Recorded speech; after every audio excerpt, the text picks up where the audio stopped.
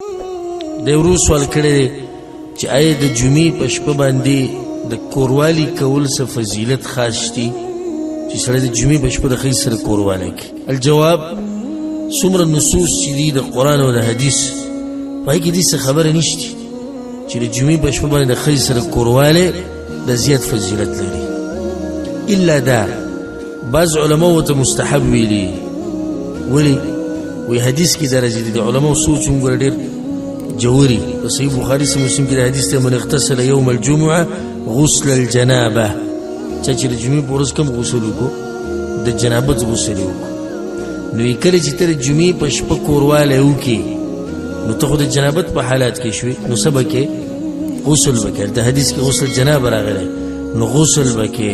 دویمه ده چې منزله به ځي نو زړه به دې مطمئني، شهواتو طرف ته به دې سوچ نه وي.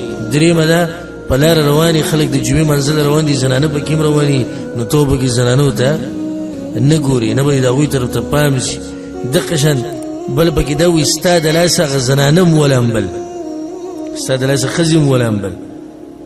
نو دا بعض فوایدې را جمع کړي وي د دې د لاسه د جمعې په شپه باندې غسل کول، کوروالی کول دا غوره دي. خو دې باره کې د صریح حدیث پکې نشته واضحه، چې کې د علماء خپل کوشش کړی دی. والله اعلم.